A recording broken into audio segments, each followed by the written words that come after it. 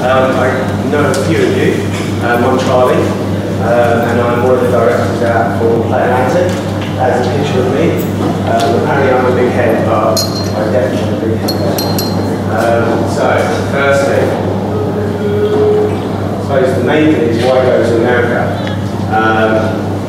Obviously, the universities over there are pretty good. You've got world-class education, excellent training facilities and competition. So, who's been to America here before?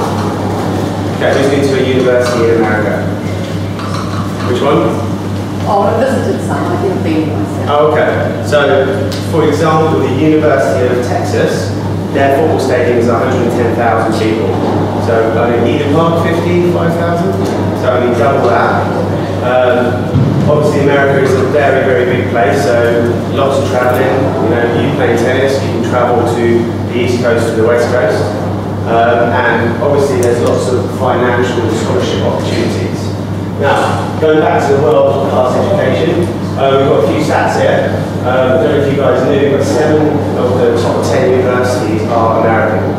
So you've got Harvard, Princeton, Stanford, UCLA, Berkeley.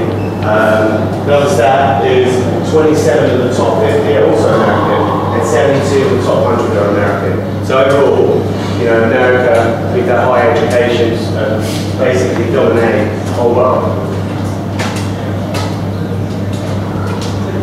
This is just an example of one of the universities, Arizona.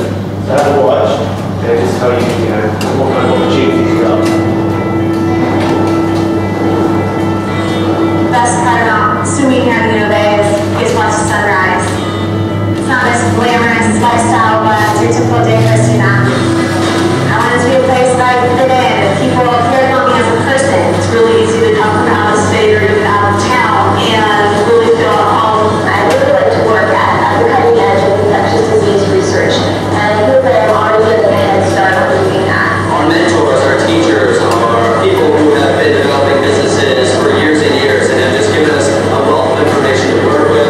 This is where the real study happens. I've been able to form some really good bonds with some professors. I'm now working on the real Mars action mission, and I love it.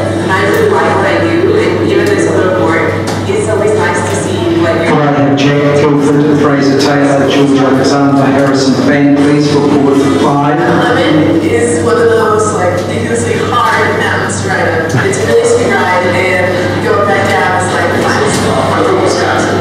Just talked to my parents the other day. They said they got 70 degrees for the first time in 6 months. Blue skies, year round, surrounded by palm trees. It's just an awesome place to be. Upper right here, please, Arabella Wyoming, Michael Manucci to the office for boys doubles.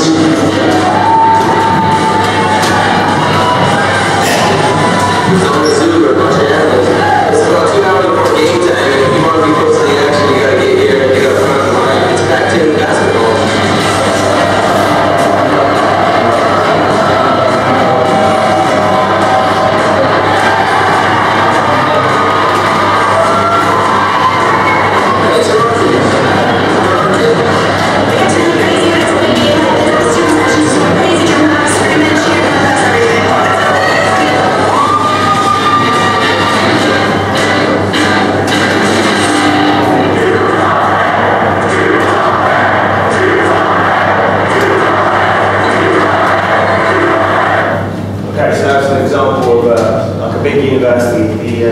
University of Arizona. So basically there's about 80,000 students go to that uni. Financial scholarship opportunities. Obviously we've got athletics, so tennis. I think we've got a few here who are going next year. David and Ryan. Athletics, academic scholarships. So academic, who's studying NCAA? Anyone? Okay. If you get a merit or excellence, there's a possibility that you will get an academic scholarship. SAT, who's taken SAT here? Ryan, what did you get, Ryan? He actually did okay. Performing arts scholarships, financial means scholarships. You know, the universities in America really want international students there, so they will go out their way and provide all these different types of scholarships.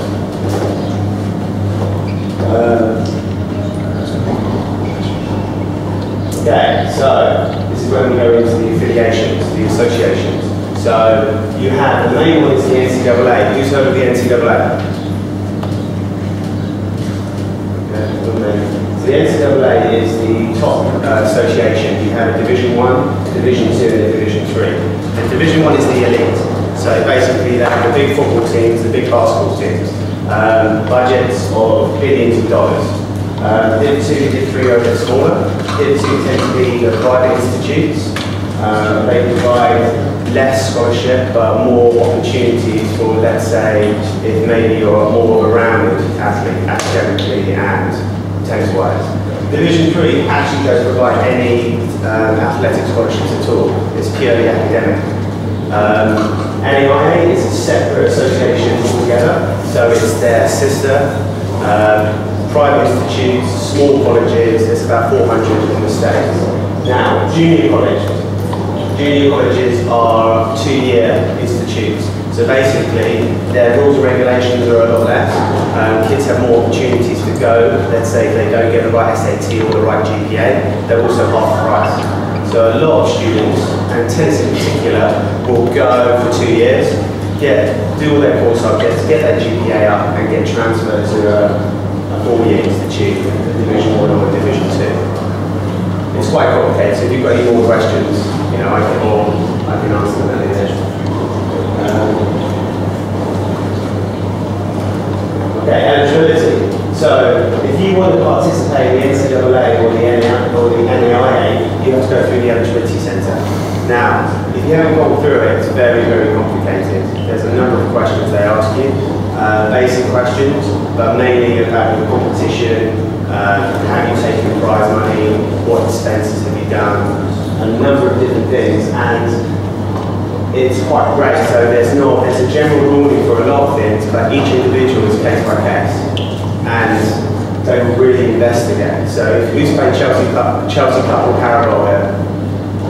Yeah. So if you take the money, you're seen in the NCAA eyes, you are seen as a professional tennis player. So you've got to justify that money with expenses, and they've got to be sound expenses, coaching. And that's coaching on the day, travel expenses, accommodation, stringing, and you've got to justify, let's say you've got to pay $500 a match, and you live in Auckland and play in Auckland, you justify that.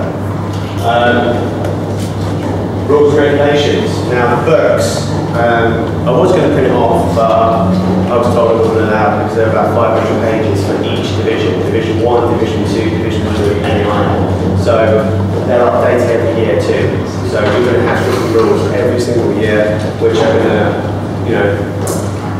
state different things.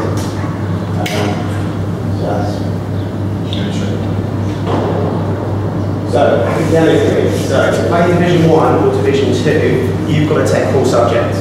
So everybody taking, it doesn't matter if you're taking Cambridge or NCAA or IBs, you've got to take 16 core subjects to play Division 1. Now, 5 core subjects have to be in English, maths, science, social science, and an additional subject.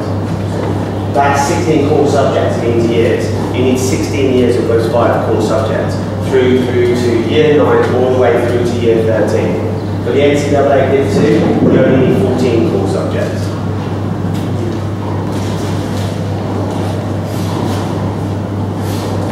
Also with the NCAA, they have something called a sliding scale. So does anybody know what GPA stands for? What was that? Grade point average. Grade point average. Basically, depending on how your grade point average is and how good your SAT is, SAT higher, GPA can be lower, vice versa. So with the NCAA, you've got to get good. We have George Alexander to court 5, please. George Alexander, boys doubles, court 5. At the moment, you need a 2.0 GPA, which is a grade C, and you need to get an SAT of at least, is this 860? Yeah, it's 860. Yeah. 860 or above. But let's say if you've got a GPA of 2.0, your SAT would have to be higher. But if you've got a GPA of 4.0, which is an A, your SAT will be lower. Okay? It's quite complicated, but again, if you've got any questions at the end. Other things, graduation class. Now, does anybody do correspondence here? Very good. If someone like Anton, who's playing on court 1, we're helping at the moment, Anton did correspondence since year 10. Now, he is not going to graduate with his high school class. So, he hasn't graduated with the right amount of semesters, which is terms, to be eligible to play. So, he is a case by case. The NCAA will have to evaluate his high school totally different. But the rule is you have to graduate with your high school class. So if you are doing correspondence and say you graduate with an NCAA level 2 and all your class graduate with a level 3, you are actually not eligible. You would have to be investigated. So it's always quite complex. Obviously there's rules, this is why it's case by case, and there's a big grey question mark by it. Now, 6-month rule. Last year they changed this rule.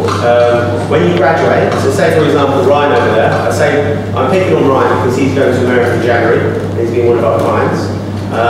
He graduates in the end of November, just graduated at the end of November. He actually has 6 months to go, or he will lose eligibility. So he has until June to play, so he can play, if he wanted to, play tennis, a competitive match, Carabao, Chelsea Cup, open events, until June, then he has to not play any competitions until he leaves in August. If he plays competitions and the NCAA find out, he loses a year eligibility straight away. So you can only play 3 years instead of 4. Ryan's actually going in January, so pardon me. We'll give you a bottle of champagne later. That's what we're doing. Okay, so as I said before, the rules and regulations change. So in 2016, in Division 1, you know what I said about the 16 core subjects you have to get before you graduate? You have to get 10 of those before your senior year. So in year 12, you need to get 10 core subjects before year 13. Now the problems we have with New Zealand is a lot of kids will drop science and social science in year 11. A lot of kids will find this very, very hard. They will find that in year 12 they did not have these 10 core subjects. So what we're trying to do in Atlantic is educate you guys and get you early, like Antonio. You know, I know Antonio's only 11, but hey, at least you know. So you've got year 11, year 12 and year 13 to prepare and take the right core subjects. NCAA Division 2, you know it said 14 core credits. On August 2013, it's going to be 16. So they've changed hand in hand with Div 1. Okay, here we go, prize money. So, new rule, last April, in any open event is when anybody can enter. So futures are an open event. You might not get into it, but anybody can open. If there's a spare spot, anybody can do a futures. So Boys doubles, court change to court 7, Luke Hodgson, Tamara Payne, Karen Halpanu, Fergus Scott, please. Now, in your year, each year you are allowed to make $10,000. You can take that in open events. So if you do money events all around New Zealand and you make 10 grand, you're not breaking any rules. The second you go over that 10k, you've got to justify that with expenses. So say for example, you make 11, you've got to have 1,000, which is going to justify that you use that for travel, accommodation, etc. Professional status, never ever classify yourself as a pro. Now, back to the stages of you playing Carabao or the Chelsea Cup, if you take money and you're not spending expenses on it, you are a professional tennis player. Never sign anything. So again, in Carabao, if they say sign a contract. In the NCAA, you're seen as a professional tennis player. Also with any contract with sponsors, people who are going to